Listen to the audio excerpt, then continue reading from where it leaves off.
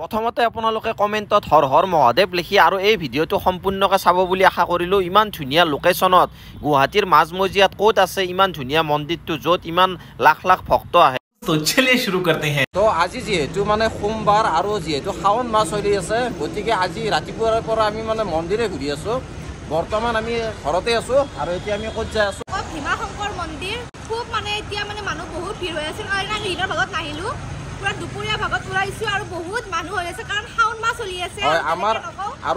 আমাৰ ঘৰৰ পৰা মানে ভীমাশংকৰ মন্দিৰটো প্ৰায় মানে 12-15 কিলোমিটাৰ মান হ'ব, বেছি নহয়। তো বলক তাক লাগিন। আৰু এইখন হৈছে মানে গুৱাহাটীৰ গড়চুকৰ ব্ৰিজ। আৰু আপোনালোকে যদি বাইহাটা চাৰিআলি ফালৰ পৰা আহি থাকে, লেফ্ট চাইড আছে গড়চুক আৰু মানে এইফালে ৰাইট চাইডে আপোনালোকে পাব মানে পামহি যোৱা ৰাস্তা। মানে পামহিৰ পৰা 3 কিলোমিটাৰ মান সোমালে মানে সেই ভীমাশংকৰ মন্দিৰটো পায়।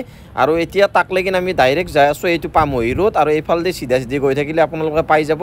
আৰু আজি যিহেতু সোমবাৰ আৰু বলবমৰ মাহ চলি থকাৰ কাৰণে মানে বহুত মানুহ ভিৰ, আৰু এই চাওক পাই গ'লোঁ পুৰা মানুহ। আৰু যিহেতু শাওনো মাহ চলি আছে, গতিকে বহুত মানুহ। আৰু গেটৰ পৰা মানে কি কৰিছে মানুহবিলাক মানে মানুহবিলাকক মানে গাড়ী নিব দিয়া নাই, চব গাড়ীবিলাক চাওক ইয়াতে পাৰ্কিং, চব মানুহ খোজকাঢ়ি যাব লাগে। আৰু বেলেগ টাইমত মানে ইমান ভিৰ নাথাকে, কিন্তু এই শাওন মাহৰ কাৰণে বহুত ভিৰ। আৰু ইয়াতে খোৱা লোৱাৰ ব্যৱস্থা, পানী খিচিৰি তেওঁলোকে মানে ৰাস্তাতে এইবিলাক মানে বিলাই আছে। আৰু মানে ইয়াৰ পৰা আমি প্ৰায় মানে 2 কিলোমিটাৰ মান উঠিবই লাগিব, 1.5-2 কিলোমিটাৰ এনেকৈ খোজকাঢ়ি যাব লাগিব, কাৰণ গাড়ী মানে ভিতৰত যাব নিদিয়ে। আৰু এটা বহুত ধুনীয়া পৰিৱেশ, আৰু ইয়াতেও পাৰ্কিং দিছে, ইয়াতে আপোনালোকে এনেকুৱা দোকানবিলাক পাব। আৰু এই মন্দিৰটো মানে একদম নেচাৰেল পৰিৱেশৰ মাজত আছে, চাওক আপোনালোকে পুৰা পাহাৰৰ মাজত আছে। আৰু আহি ফাইনেলি মানে সেই মন্দিৰটো পাই গ'লোঁ। এইটোৱে হৈছে মানে মন্দিৰৰ মেইন গেট। কিন্তু এই মেইন গেটটোক লেগিন আহিবৰ কাৰণে বৰ্তমান শাওন মাহত বহুত কষ্ট কৰিব লাগিব। তলৰ পৰা হাজাৰ হাজাৰ মানুহে মানে এনেকৈ ৰাতিপুৱাৰ পৰা ৰাতিৰ পৰা এনেকৈ লাইন পাতি আছে দৰ্শন পাবৰ কাৰণে, কাৰণ যিহেতু এইটো বহুত ডাঙৰ শিৱৰ জাগ্ৰত মন্দিৰ হয়। এনেকুৱা কৰি মানুহে মানে গোটেই শাওন মাহতে এনেকৈ মানুহে হৈ আছে বৰ্তমান। যদি আপোনালোকে আহিব বিচাৰে তেতিয়াহ'লে মানে শাওন মাহৰ পিছত আহক। যদি আপোনালোকে এইটো চিৰিদি যায় সেইটো মানে মেইন গেট পাব, কাৰণ যিহেতু আমি মানে দুপৰীয়াকৈ আহিলোঁ, ইমান মানে সহজ নহয় এই মানুহৰ মাজত দৰ্শন কৰাটো।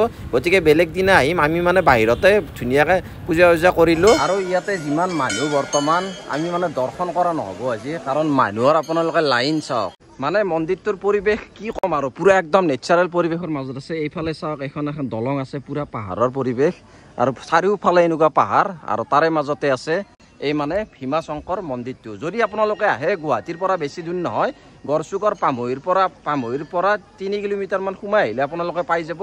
আৰু শাওন মাহ কাৰণে বৰ্তমান ভিতৰত গাড়ী আনিব দিয়া নাই, চব খোজকাঢ়ি আহি আছে। আৰু বেলেগ মাহত যদি আপোনালোকে আহে ভিতৰত লৈ গাড়ী লৈ আহিব পাৰিব আৰু শান্তিমতে দৰ্শন কৰিব পাৰিব, কাৰণ বেলেগ মাহত ইমান মানে মানুহ নাথাকে, এতিয়া যিমান মানুহ আছে।